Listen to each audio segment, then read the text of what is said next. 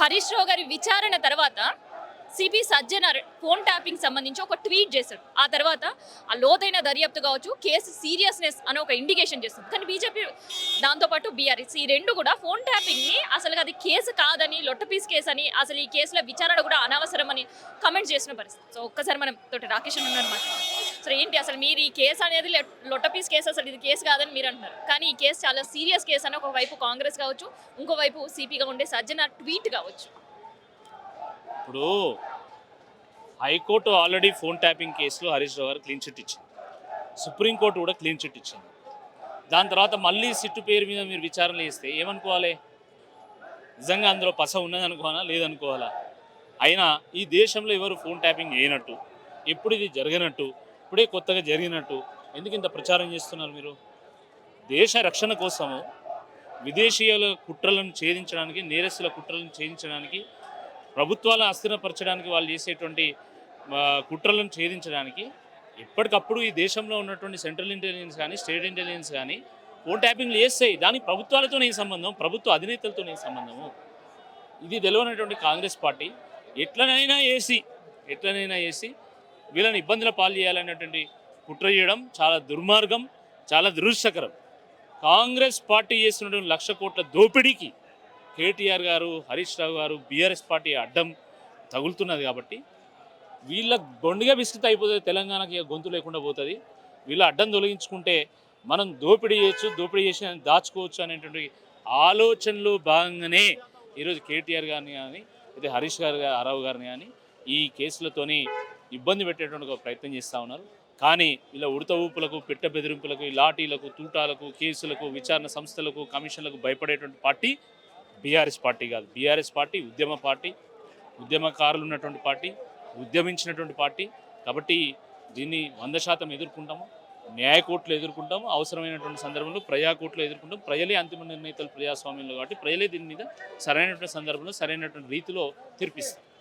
పక్క మీరు ఇందాకే చెప్తున్నారు గొంతు నొక్కే ప్రయత్నం అని. గొంతు నొక్కే ప్రయత్నం అంటే జైలుకు పంపించే ప్రయత్నం కూడా సాగుతుంది అనుకోవచ్చా? మేము అదే అడుగుతున్నాం. 2 ఏళ్ళు అయింది, కేసులు పెట్టిండ్లు, కమిషన్లు వేసిండ్లు, విచారణ సంస్థలను మోహరించిండ్లు. ఇప్పటివరకు మీరు ఏమైనా తెలిసిందా? కొండని అవి ఎలుకను పట్టిన చందంగా ఉన్నది. వీళ్ళు పాపం వీళ్ళు చేస్తున్నటువంటి అరాచకాలు, వీళ్ళు చేస్తున్నటువంటి దోపిడీని మొత్తం బట్టబయలు చేస్తారు. మొసమర్రక ఎట్లా అనేసి కేటీఆర్ కానీ, హరీష్ రావు గారిని అరెస్ట్ చేయాలి అని చాలా ఉవ్విళ్ళూరుతున్నారు. కానీ అరెస్ట్ చేయాలనే ఆలోచన రాగానే పాపం వాళ్ళ లాగులు తడుస్తున్నాయి. ఎందుకంటే ఇది నిలబడేది కోట్ల, వీళ్ళు చేసింది ఏమీ లేదు. కేటీఆర్ గారు కానీ, హరీష్ రావు గారు కానీ, బీఆర్ఎస్ పార్టీ నాయకులు కానీ చేసింది ఏమీ లేదు. కాబట్టి అరెస్ట్ చేయలేరు. మరి అరెస్ట్ చేయకపోతే ఏం చేయాలి? విచారణ పేరు మీద టైంపాస్ చేయాలి. నిజంగా బీఆర్ఎస్ పార్టీ నాయకులు ఏదో తప్పు చేసిండ్రు అనేటువంటి భావనను ప్రజల హృదయాల్లో నాటితే అయిపోతుంది, మా పని, మా గోల్ నెరవేరుతుంది అనేటువంటి ఒక దురాలోచన ఈరోజు కాంగ్రెస్ పార్టీ నాయకులు చేస్తున్నారు. కానీ ఒకటి గుర్తుపెట్టుకోవాలి, కాంగ్రెస్ పార్టీ ప్రజలు ఎందుకు ఓట్లేసిండ్రు? బీఆర్ఎస్ పార్టీ నాయకుల మీద కక్ష తీర్చుకోవడానిక, వాళ్ళని హెరాస్ చేయడానిక?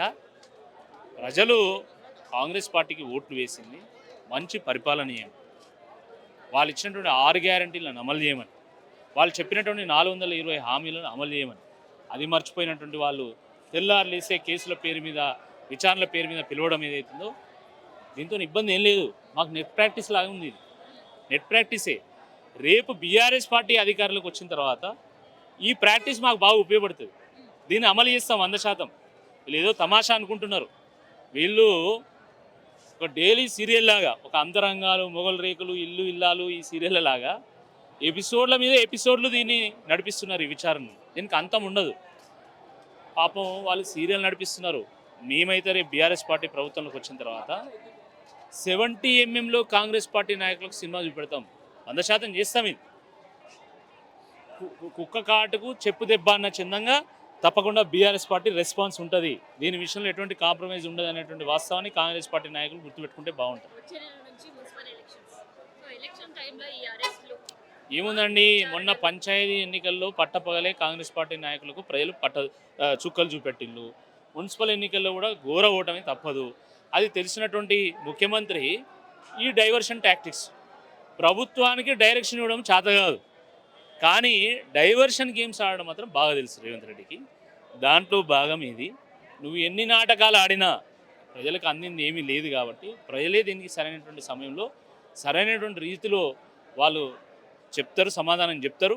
తప్పకుండా కాంగ్రెస్ పార్టీని ఈ రాష్ట్రంలో బొందబెట్టడం ఖాయం. మీరు సాధించింది ఏంటంటే నాకు అర్థం కాదు. 3-4 రోజుల నుంచి సిట్టు పేరు మీద, విచారణ పేరు మీద వెలుస్తున్నారు కదా. మీరు సాధించింది ఏంది? లొట్టపీసు. తెలంగాణ భవన్ దగ్గర సెక్యూరిటీ పెంచడం,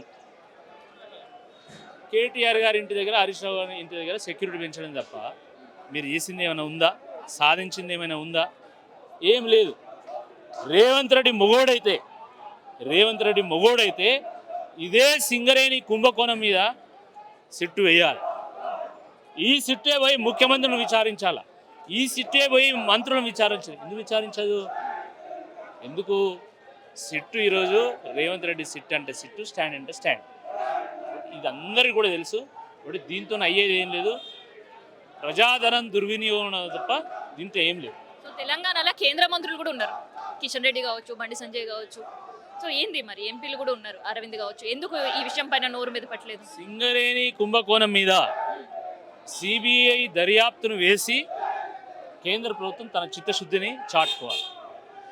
కేంద్రంది 49% వాటా ఉంటుంది సింగరేణిలో. కాబట్టి దాన్ని సరిగా నడిపేటువంటి బాధ్యత వాళ్ళకు కూడా ఉంది. కాబట్టి ఎట్లాగో అందులో కుంభకోణం జరిగినటువంటి విషయాన్ని బీఆర్ఎస్ పార్టీ బట్టబయలు చేసింది. కాబట్టి ఇప్పుడు వాళ్ళ చిత్తశుద్ధిని ప్రూవ్ చేసుకోవాల్సినటువంటి అవసరం ఉంది. మేము నమ్ముతున్నాము వాళ్ళు సరైనటువంటి రీతిలో స్పందిస్తారని. స్పందించకపోతే ప్రజలు స్పందిస్తారు.